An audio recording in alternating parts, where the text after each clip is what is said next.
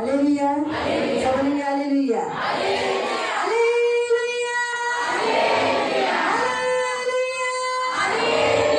यीशु महाराज की जय, यीशु महाराज की जय, यीशु महाराज की जय। प्रभु के नाम को धन्यवाद हो। हम वचन की ओर जाएंगे। हम लोग निकालेंगे यूहन्ना अध्याय 14। प्रभु की स्तुति हो, आपने बहुत कुछ सीखा है आज। तो हम प्रभु भोजन में भाग लेने से पहले हम जरूर पश्चाताप करेंगे। प्रभु भोजनामध्ये भाग घ्यायच्या अगोदर आपण नक्की पश्चाताप तो करू। अभी हम आज का वचन देखेंगे। आजचं वचन आपण हम पाहूया। लोग निकालेंगे यूहन्ना अध्याय 14, यूहन्ना अध्याय 14, जॉन चैप्टर 14 यूहन्ना अध्याय 14 और उसका 16 और 17। त्याचं 16 आणि 17। जॉन चैप्टर 14 यूहन्ना अध्याय 14 उसका 16, 17। त्याचं 16 आणि 17। फिर उसके बाद हम 25 वचन पढ़ेंगे आणि मग आपण 25 वचन वाचले। और फिर हम 16 का 7 और 8 पढ़ेंगे। आपण 16चं 7 आणि 8 वाचले। मैं पिता से विनती करूंगा कि वो तुम्हें एक और सहायक जो सर्वदा तुम्हारे साथ रहे, अर्थात सत्य का आत्मा, जिसे संसार ग्रहण नहीं कर सकता क्योंकि वह न उसे देखता है न उसे जानता है। तुम उसे जानते हो क्योंकि वो तुम्हारे साथ रहता है, वो तुम में होगा। अभी हम 25 वचन पढ़ेंगे। ये बातें मैं तुम्हारे साथ रहते हुए ये कही, परंतु सहायक अर्थात पवित्र आत्मा, जिसे पिता मेरे नाम से भेजेगा, वह तुम्हें बातें सिखाएगा, जो कुछ तुमसे कहा है वो तुम्हें सब बातें स्मरण कराएगा। अभी हम 16 का 7 और 8 पढ़ेंगे। तो भी मैं तुमसे सच कहता हूँ कि मेरा जाना तुम्हारे लिए अच्छा है, क्योंकि यदि मैं न जाऊँ तो वो सहायक तुम्हारे पास न आएगा, परंतु यदि मैं जाऊंगा तो उसे तुम्हारे पास भेजूंगा। वह आकर संसार को पाप, धार्मिकता, न्याय के विषय में निरुत्तर करेगा। मी पित्याला विनंती करीन, मग तो तुम्हाला दुसरा कैवारी म्हणजे सत्याचा आत्मा देईल, अशासाठी की त्याने तुमच्या बरोबर सदा सर्वदा राहावे। जग त्याला ग्रहण करत नाही, कारण ते त्याला पाहत नाहीत अथवा त्याला ओळखत नाही। तुम्ही त्याला ओळखता, कारण तो तुमच्या बरोबर राहतो व तो तुमच्यामध्ये वस्ती करेल। मी तुमच्याजवळ राहत असताना तुम्हाला या गोष्टी सांगितल्या आहेत। तरी मी तुम्हाला खरे ते सांगतो, मी जावे हे तुमच्या हिताचे आहे, कारण मी न गेलो तर कैवारी तुमच्याकडे येणारच नाही।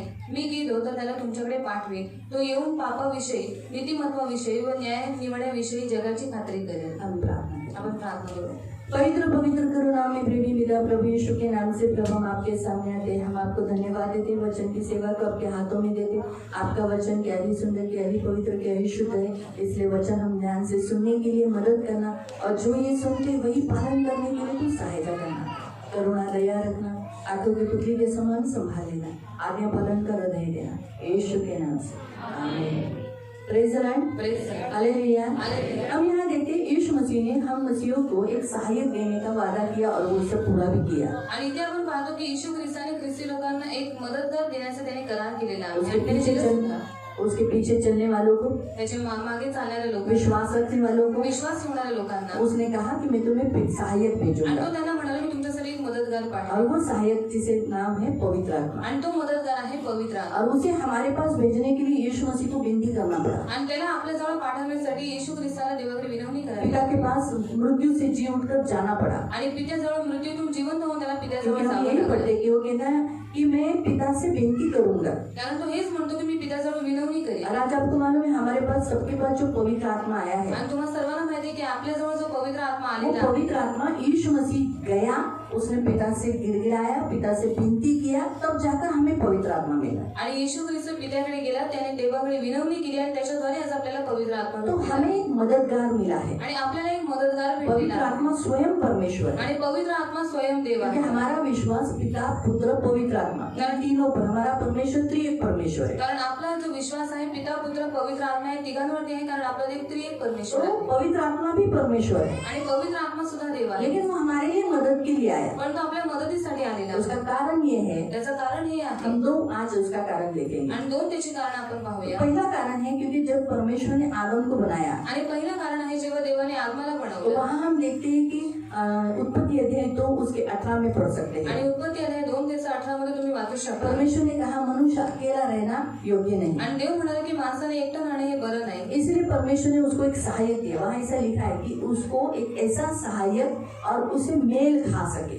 आणि ऐसा परमेश्वर ने उसी में से बनवाया। आणि तिथे लिहिलेलं आहे की देवाने त्याच्यासाठी एक अनुरूप सहाय्यक बनवला जो त्याच्यामधूनच निघालेला होता तो वो है हवा। आणि ती आहे हवा। लेकिन हवा आने के बाद पण हवा आल्याच्या नंतर जो मदद उसने करना चाहिए था, एक काम किया उसने कि मनुष्य अकेला रहना अच्छा नहीं, आदम अकेला रहना योग्य नहीं, ये बात मैं जानती हूँ। आणि आदम एकटा राहणं हे बरं नाही ही गोष्ट मला माहित आहे। आदम अकेला ही था। आणि आदम हा एकटाच होता। हवा आने के कारण बहुत सारे इंसान बने। आणि हवा आल्यामुळे खूप सारे मनुष्य निर्माण झाले। परमेश्वर की इच्छा नहीं थी कि इंसान अकेला ही हो, ओनली वन पीस आदम। आणि देवाची इच्छा नाही की माणसाने एकटाच राहावं की फक्त एकटाच आदम। क्योंकि जब उसने आदम और रचना की उस समय उसने आशीष दिया।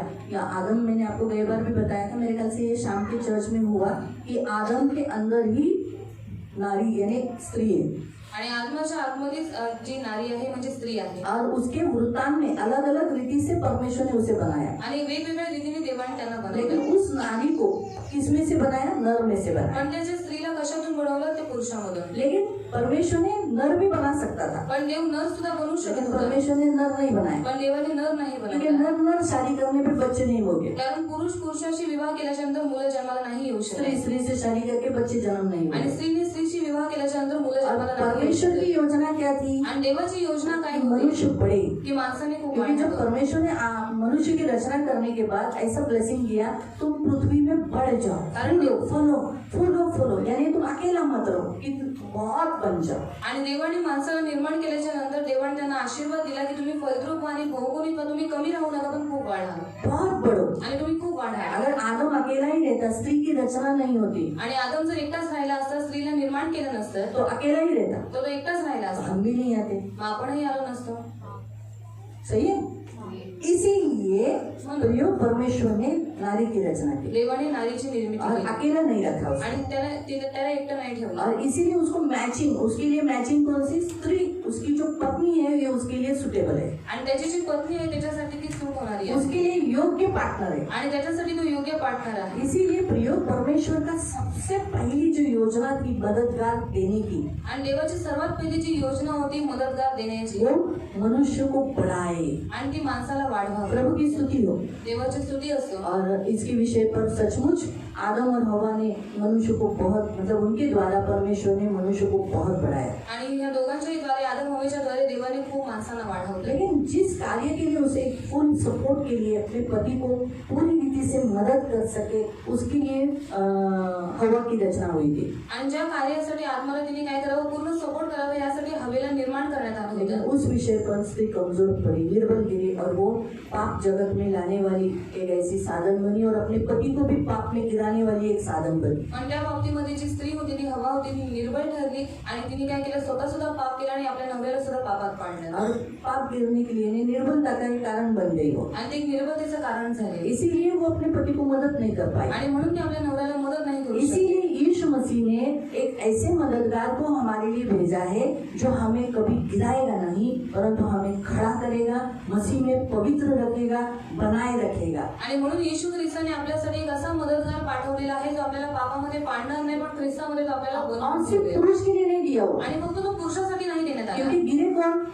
कारण पडलं कोण? आदम और हवा दोनों गिरे। आदम आणि हवा दोघंही अब पडले इन दोनों को जरूरत है एक सहायक की। आणि आता दोघांनाही गरज आहे एका मदतगाराची। पहले आदम को सहायक की जरूरत थी, आणि पहिले आत्माला मदतगाराची लेकिन जरूरत वो होती, सहायक निर्बल गिर पड़ा। पण ती जी मदतनीस होती ती निर्बळ झाली। इसीलिए परमेश्वर यीशु मसीह ने जिलाए जाने के बाद एक योजना बनाई, और वो योजना थी कि हमारे पास एक ऐसा मददगार, एक ऐसा सहायक भेजे जो हमेशा हमारे साथ रहेगा और हमें बचाए रखेगा, हमें गिरने नहीं देगा, परंतु जो हमें पाप में गिराता है हम उससे लड़ सकते। जैसे हमने अभी वचन में पढ़ा ना, हमारे पास, जैसे जोशुआ ने कहा कि आज हमारे पास शैतान से लड़ने के लिए यीशु मसीह ने क्या दी है? अथॉरिटी दी है, अधिकार दी है।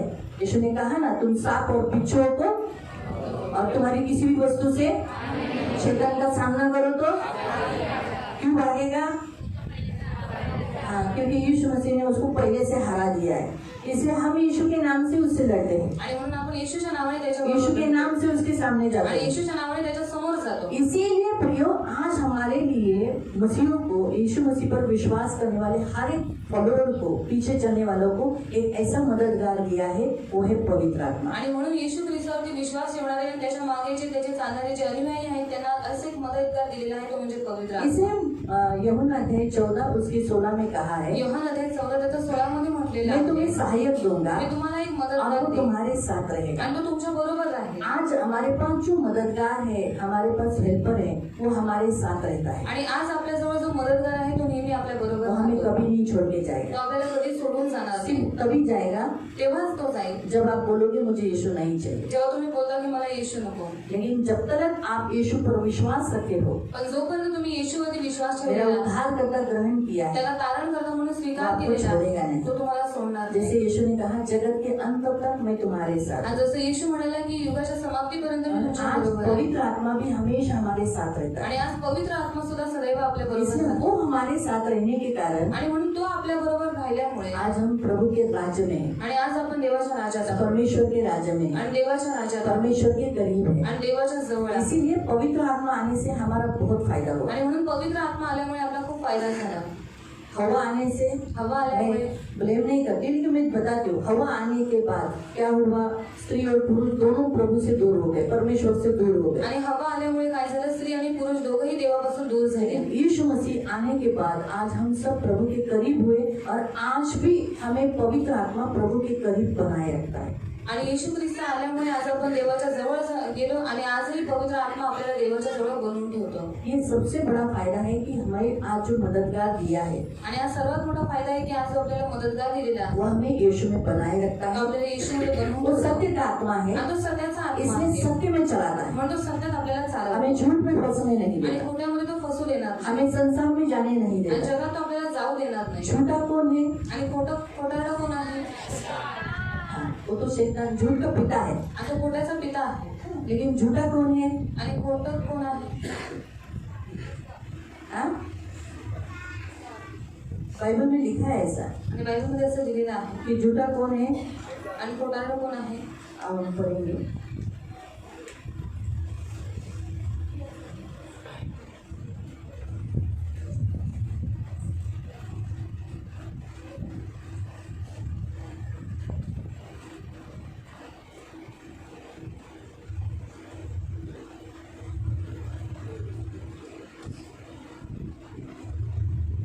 फर्स्ट जॉन चैप्टर 2, पहिलं योहानाचं पत्र अध्याय 2, फर्स्ट जॉन पहिलं योहानाचं पत्र चैप्टर 2 अध्याय 2 वर्स 22। त्याचं 22। फर्स्ट जॉन पहला यूहन्ना की पत्री अध्याय 2 पहिलं योहानाचं पत्र अध्याय 2 वर्स 22, त्याचं 22, इसका वचन 22। त्याचं वचन 22। येशू हा ख्रिस्त आहे जो नाकारतो त्याच्याशिवाय कोण लबाड आहे? जो पित्याला व पुत्राला नाकारतो तोच ख्रिस्त विरोधी आहे। है झूठा कौन है? झूठा कौन है? केवल वह जो यीशु मसीह को, यीशु के मसीह होने से इनकार करता है। क्या झूठा कौन है? आणि खोटारडा कोण आहे? झूठा कौन है? आणि कोण खोटा आहे? जो यीशु को मसीह होने से इनकार करता है। आणि जो येशूला ख्रिस्त आहे असं म्हणण्यावरून बचाने वाला, उद्धारक होने वाला, उद्धारक है, ये जो कोई इनकार करता है वो झूठे है। आणि देव वाचवणारा आहे, तो तारण करता आहे, याचा जो कोणी इन्कार करतो तो खोटारडा आहे। और मसीह विरोधी कौन है? आणि ख्रिस्त विरोधी कोण आहे? वहां दिया है, आणि ते दिलेलं आहे। क्या बताया है? काय सांगितलंय? लिखा है मसीह विरोधी वही है जो पिता का और पुत्र का इनकार करता है। आणि ख्रिस्त विरोधी तोच आहे जो पित्याचा आणि पुत्राला नाकारतो। हम देखा यहाँ झूठा कौन है? आणि खोटारडा कोण आहे? यीशु को उद्धार करता है, यानी मसीहा बोलकर जो कबूल नहीं करता, वो नहीं वो मसीह नहीं है, वो मसीह, वो समझ जाने वो झूठा है। आणि जो येशू आहे तो तारण करता आहे असं जो कोणी स्वीकार करत नाही समजून जायचा तो खोटारडा आहे। आप विश्वास करते हैं यीशु मसीह, यीशु ये मसीहा है? आणि तुम्ही विश्वास करता की येशू हा ख्रिस्त आहे? हाँ? कबूल करते हो? कबूल करता? विश्वास करते हो? विश्वास करता? क्योंकि आपके अंदर सत्य की आत्मा आई। कारण तुमच्यामध्ये सत्याचा आत्मा आलेला आहे। सत्य का आत्मा, पवित्र आत्मा ने हमें ये प्रकट किया है कि यीशु मसीहा है। आणि सत्याचा आत्मा जो पवित्र आत्मा आहे त्याने आपल्यावरती प्रकट केलेला आहे की येशू हा ख्रिस्त आहे। ये हम इसीलिए अभी तक हम यीशु को छोड़कर नहीं गए, आणि म्हणून आतापर्यंत आज आपण येशूला सोडून गेलो कि नाही. आपके जीवन में तकलीफें नहीं आई, तुमच्या जीवनात दुःख त्रास आले संकट नहीं आए, संकट आले दुख नहीं नाही, आए, दुःख आले नाही दर्द कष्ट नहीं आए. आणि त्रास नाही आले का? कितने लोगों ने आपको बोला क्या मिला यीशु के पास जाकर, आणि किती लोक तुम्हाला म्हणाले की काय मिळालं तुम्हाला येशूकडे जावं? काय मिळालं? क्या मिला? घरात बघा तुमचं असंच आहे, और घर में देखो आपके ऐसा ऐसा है. काय नाही एवढे एवढे येशू येशू येशू करतात, और क्या आप इतना यीशु यीशु करते हैं? तरी सोडलं. फिर भी आपने छोड़ा कारण तुम्ही सत्याला का पकडून क्योंकि आला? आपने सत्य को क्यों पकड़ कर रखा है? सत्य अजून तुमच्यातून सुटलं का नाही? और सत्य आपके अंदर से अभी तक छूटा कारण क्यों नहीं? सत्याचा आत्मा तुमच्यात आहे क्योंकि सत्य का आत्मा आपके आणि अंदर त्या है. सत्याच्या आत्म्यामुळे अजून तुम्ही ख्रिस्तात आहात. और उस सत्य की आत्मा के द्वारा आज आप अब तक मसीह कारण हैं. सत्याच्या आत्म्याने तुम्हाला प्रकट केलेला आहे की येशू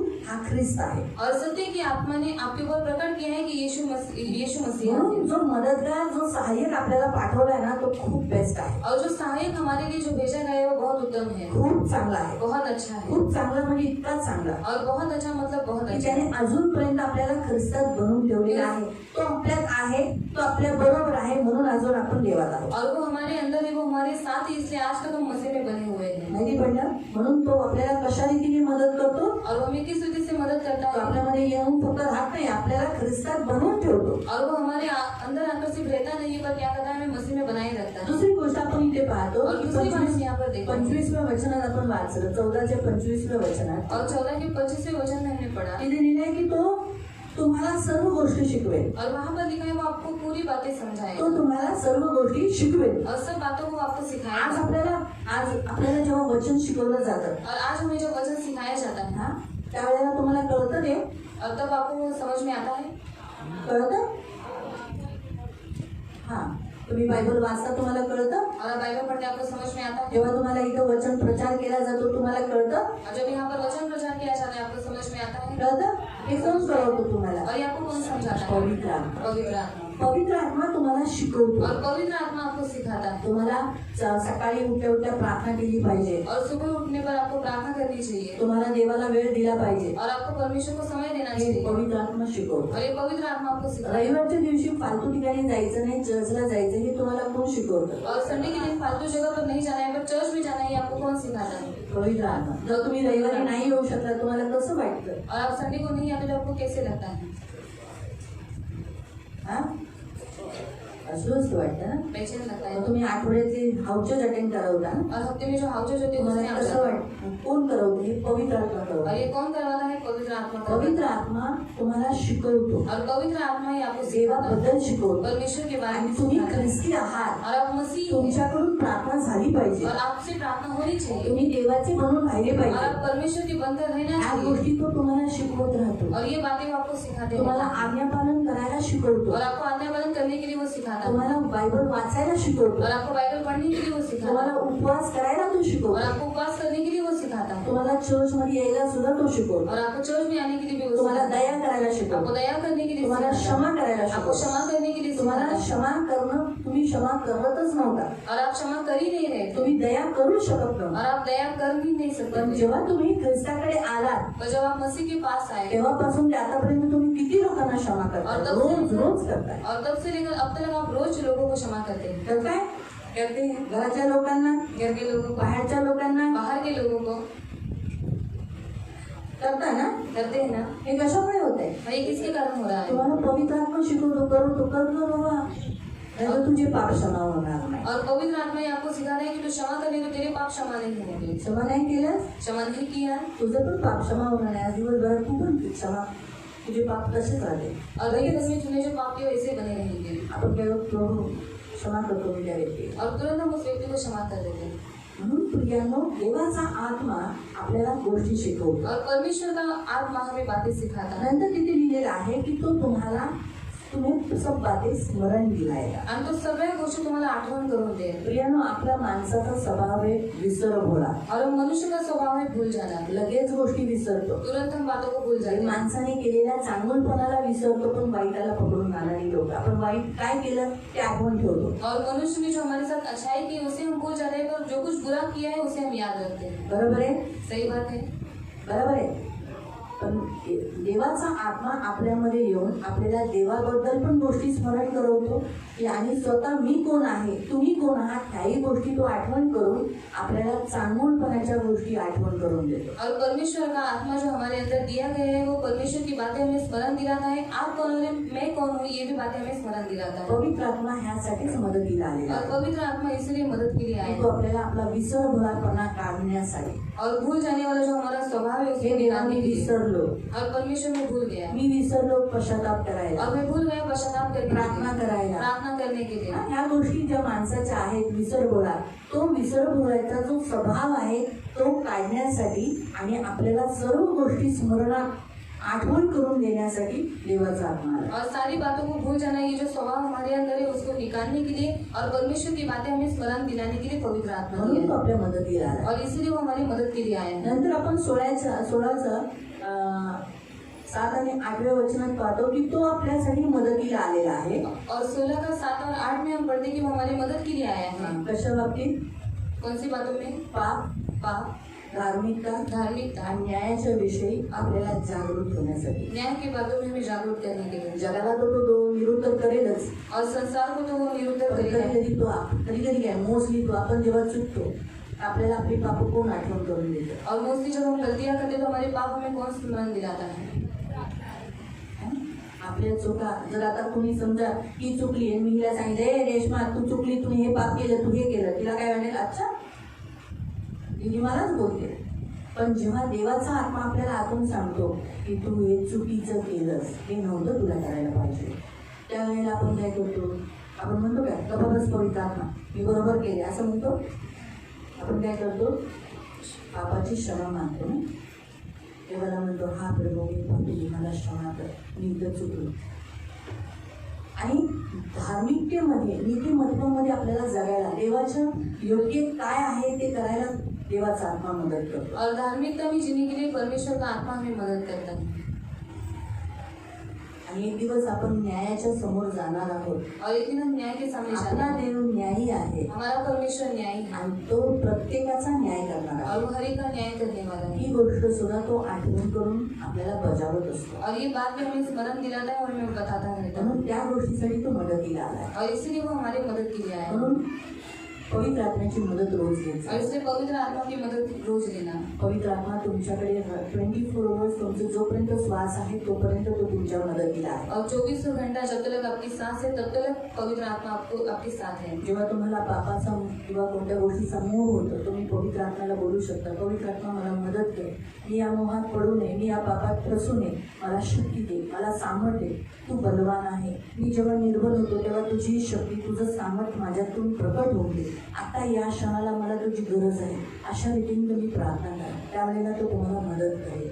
और जब आपको पाप करने की इच्छा होती है तब आप पवित्र आत्मा से मदद मांगो कि पवित्र आत्मा मैं अभी निर्बल हो चुका हूँ, तो मुझे मदद कर, तो मुझे बलवान कर. इस वजह से पवित्र आत्मा आपको क्या करेगा? आपको मदद तो करेगा. तुमचा मदतगार आहे. क्योंकि वो आपका तो मददगार तुम्हाला है मदतीसाठी आला, और वो आपकी मदद के लिए आया है. तुम्हाला पवित्र ठेवण्यासाठी वो आला, आपको पवित्र रखने के लिए आया है ख्रिस्ताच्या समोर घेऊन जाण्यासाठी आला. और मसीह के सामने लेकर जाने के लिए आया है. म्हणून प्रियानो पवित्र आत्म्याची मदत घ्या. और इसीलिए प्रिय पवित्र आत्मा से मदद लेना. हालेलुया. हालेलुया. म्हणून पवित्र आत्मा हा आपला सहाय्यक आहे. और इसलिए पवित्र आत्मा ही हमारा सहायक म्हणून आज है. आपण काय करायचं आहे? तो आज हम क्या करेंगे? पवित्र आत्म्याच्या मदतीने आपण आपली सगळी पापं, ज्याला थोड्या वेळा अगोदर आपण वचन ऐकलं ना, काय केलं? तो जकातदाराने काय केलं? और चुंगी लेने वाले ने क्या किया? परमेश्वराच्या मंदिरात परमेश्वर के मंदिर में आपली छाती बंडळून बंडळून काय केले?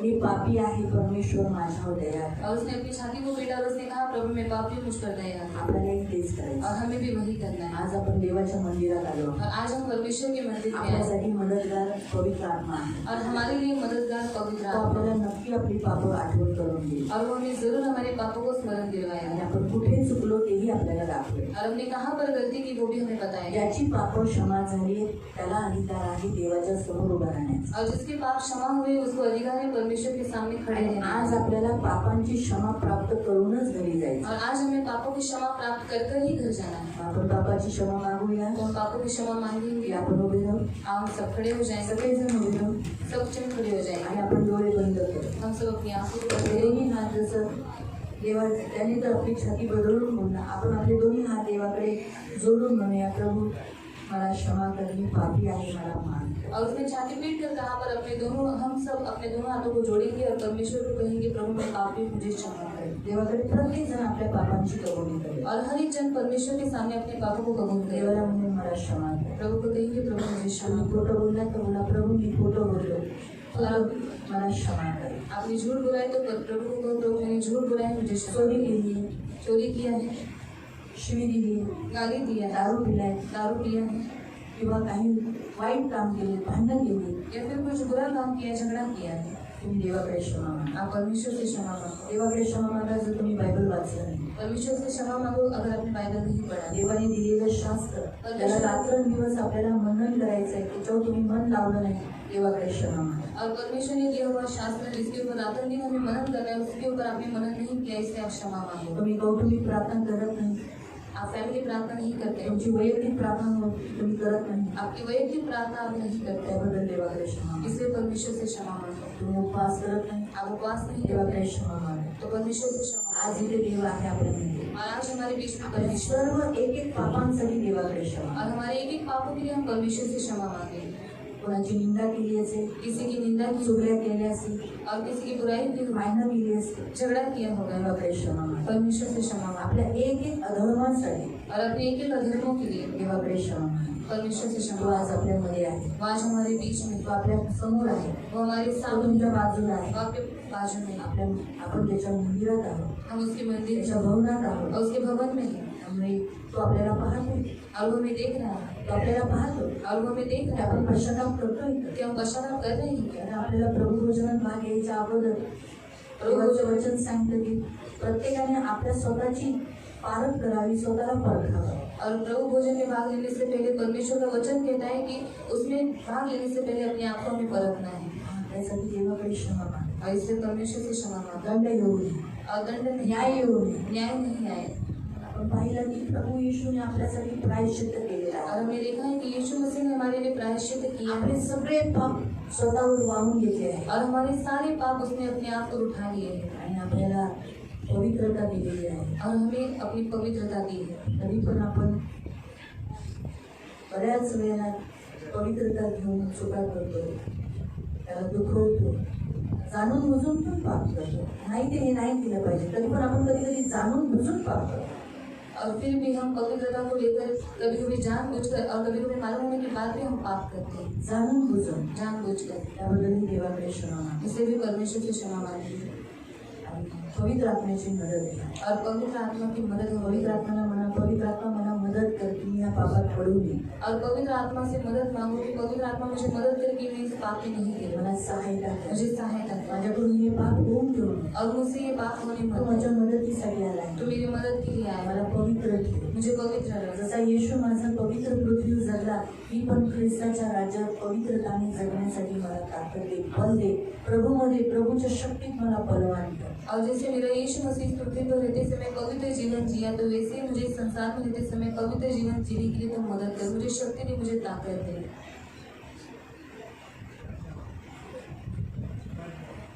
मैं तो पापी तुझसे क्षमा मांगता हूँ, मुझको दे शुद्ध मन, पवित्र आत्मा मांगता हूँ. मैं तो पापी हूँ, तुझसे क्षमा मांगता हूँ, मुझको दे शुद्ध मन, पवित्र आत्मा मांगता हूँ. हे प्रभु यीशु दया कर, पापों को मेरे क्षमा कर. तेरी करुणा का अमृत मिले, तू ऐसी कृपा कर. हे प्रभु यीशु दया कर, मेरे क्षमा कर. तेरी करुणा का अमृत मिले, तू ऐसी कृपा कर. हे प्रभु यीशु दया कर.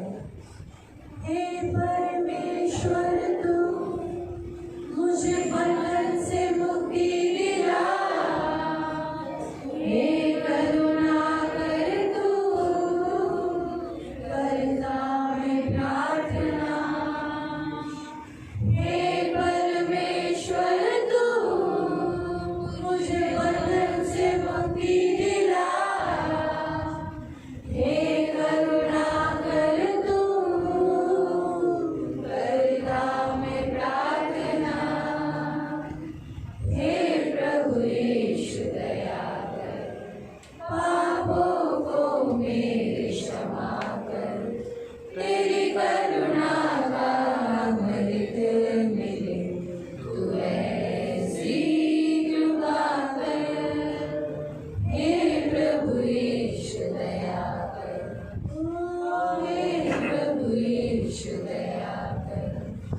महाप्रियानं देवाची दया मागा, देवाची दया मागा, देवाकडे दया मागा. तुमच्या सर्व धर्मांसाठी पापांसाठी देवाकडे क्षमा मागा.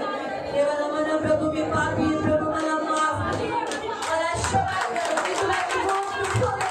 मला माफ कर, प्रभू मला क्षमा कर. प्रभूकडे आपल्या एक धर्मांसाठी प्रभूकडे क्षमा. देवाला म्हणा, मी खूप चुकलोय प्रभू. मी मंडळीच्या विरुद्ध पाप केलेला आहे. मी तुझ्या दासाच्या विरुद्ध पाप केलेला आहे. प्रभू मला क्षमा कर. ह्या देवानी चर्चला येत नाही, मला माफ कर. मी प्रभू भोजन बरोबर जसं घेतलं पाहिजे तसं घेत नाही. माझे खूप सारे प्रभू भोजन केले, मला माफ कर. प्रभू मला क्षमा कर. प्रभू येशू मला माफ कर. माझ्या मुलांना मी जसं तुझ्यामध्ये वाढवलं पाहिजे मी वाढवलं नाही. प्रभू मला माफ कर. प्रभू येशू मला क्षमा कर. एक पापांसाठी देवाकडे क्षमा. डोळे बंद करा सगळेजण, डोळे बंद करा. आज देवाच्या समोर तुम्ही आलेला आहात. डोळे बंद करा. सब लोग अपनी आंखों को बंद करें और अपने एक पाप के लिए प्रभु से क्षमा मांगे. प्रभु से क्षमा मांगे. चुंगी लेने वाले ने तो स्वर्ग की ओर भी देखना न चाहा. उसने अपनी आंखें और अपनी गर्दन नीचे झुकाए. मैं पापी हूँ, मुझे माफ कर परमेश्वर. ऐसा इससे प्रियो हम आंखों को खुला नहीं रखे. हम परमेश्वर का न्याय अपने ऊपर न लाए. इसलिए इस समय पापों की क्षमा मांगने का है. प्रभु से माफी मांगो. जो जो भागों में आप गिर रहे हो, प्रभु की महिमा नहीं हो रही है, प्रभु को राज्य करने नहीं दिया है, क्षमा मांगो प्रभु से. अपने एक गलती के लिए, अपने एक पापों के लिए अगर आप बुरी नजर से किसी को देखा है तो प्रभु से क्षमा मांगो. व्यभिचार जैसा गंदा पाप आपसे हुआ है, माफी मांगो. अगर आपने पोर्नोग्राफी गंदे वीडियोस मोबाइल में देखे हैं, बहुत गंदे गंदे वीडियोस आपने देखे, उसके लिए प्रभु से क्षमा मांगो. प्रभु को बोलो, प्रभु मैं पापी हूँ, मुझे माफ कर. मैंने गंदा माँ बाप को आपने उल्टा बोला, उसके लिए प्रभु से क्षमा मांगो. माँ बाप जो भी आपको आज्ञाएं देते आप उसका पालन नहीं किए. माँ बाप को आपने जोर से डांटा है, माँ बाप के साथ जोर से बात किया है, प्रभु से क्षमा मांगो, क्षमा मांगो. पुराने घरात में माँ बाप को उल्टा बोलने वाले को, कोसने वाले को दंड मृत्यु शिक्षा दिया है. इससे प्रभु से क्षमा मांगो, माफी मांगो प्रभु से. क्योंकि माता पिता हमारे ऊपर दिया हुआ एक अथॉरिटी है, एक अधिकार है जिसके कारण हम नियंत्रित है. अगर हम मनुष्य के ऊपर कोई अधिकार नहीं रहेगा ना, हम ऐसे घोड़े के समान रहेंगे जिसके नाक में नकेल नहीं है, तो दौड़कर नुकसान करता रहेगा, हानि करेगा. इसलिए प्रियो, हम सब के ऊपर परमेश्वर ने अधिकारी दिया है ताकि हम नियंत्रित रहे. हम उस अधिकार के तरह अपने आप को सुरक्षित रखें और अपने आप को बचाए रहे.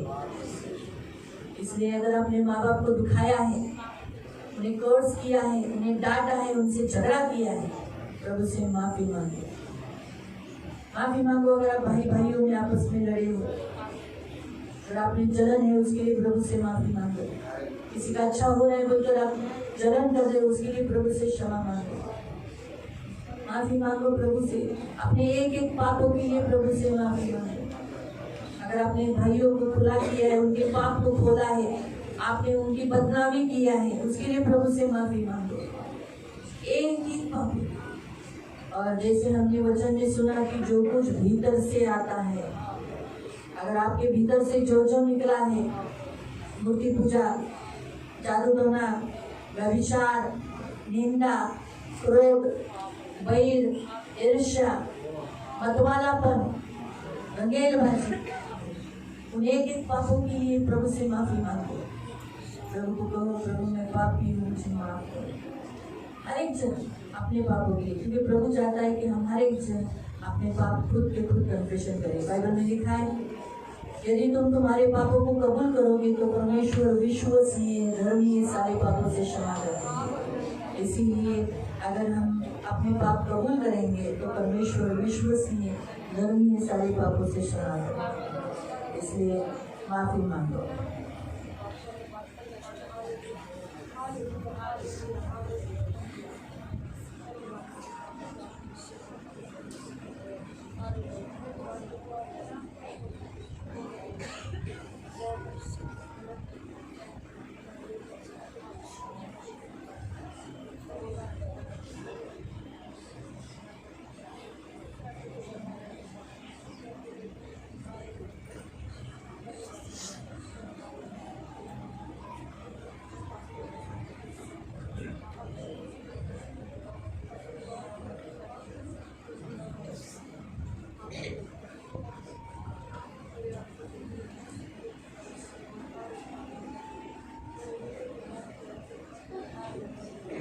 हम कबूली की प्रार्थना में जाएंगे।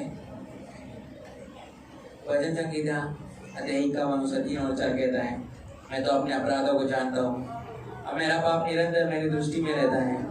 मैंने केवल तेरे ही विरुद्ध पाप किया और जो तेरी दृष्टि में बुरा है वही किया है, ताकि तू बोलने में धर्मी और न्याय करने में निष्कलंक ठहरे। आइए हम सब मिलकर प्रार्थना करते हैं।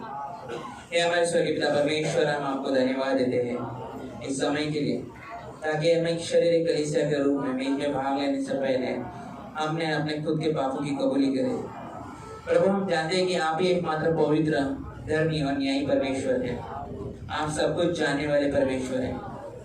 हमारे पाप निरंतर आपकी दृष्टि में और हमारी दृष्टि में आपके सामने हैं। आपसे कुछ भी नहीं छुपा है, न कि हम आपसे कुछ छुपा सकते हैं।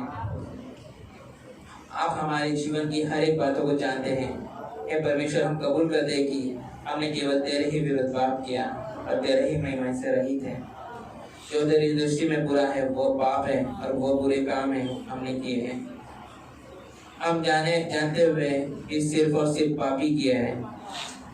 हम पापी हैं, हमें से अब आगे पापी जो सिर्फ दंड के लायक ही है। हे धर्मी न्यायाधीश, यदि आप अभी इसी वक्त या इसी समय पर हमारे न्याय करेंगे तो हम सिर्फ मृत्यु दंड के योग्य ठहरेंगे पिता, और आपका न्याय निष्कलंक ही ठहरेगा। हे प्रभु, हमें क्षमा कर, हमने आपके विरुद्ध पाप किया है। हमें विश्वास है कि आप भी एकमात्र परमेश्वर है जो अपने इकलौते पुत्र के द्वारा हमें पूरी तरह से क्षमा करते हैं। हे प्रभु, हम धन्यवाद देते इस प्रभु भोज के लिए, इस मेज के लिए, जो हमें याद दिलाती है कि आपने अपने चुनावों को कैसा प्यार किया और अपने चुनावों को कैसा माफ किया, अपने चुनावों को कैसा इकट्ठा किया और उन्हें अपने इकलौते पुत्र के साथ भोज के लिए इस मेज पर आमंत्रित किया।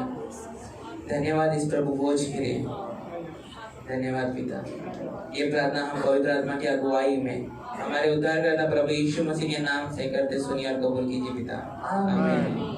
पवित्र पवित्र करुणा में प्रेमी पिता प्रभु यीशु के नाम से प्रभु हम आपके सामने आते हैं। मेरे महान पवित्र सेनाधीश पिता, हम विश्वास करते हैं हम सबके पापों को आपने क्षमा किया है, क्योंकि जहाँ पापों की माफी मांगी जाती है वहाँ आपकी दया रिलीज हो जाती है, क्षमा रिलीज हो जाती है। हम सब प्रभु आपसे क्षमा प्राप्त किए हुए लोग हैं, हम विश्वास रखते हैं। धन्यवाद देते प्रभु, करुणा दया रखना, इन सभी को यीशु के लहू से कवर करते, करुणा के कृपा के पंखों में सदा सुरक्षित रखना, और प्रभु हमेशा दया के आसन के निकट इन्हीं सबको रहने के लिए सहायता करना, दया रखना। धन्यवाद देते प्रभु यीशु के नाम से, आमीन।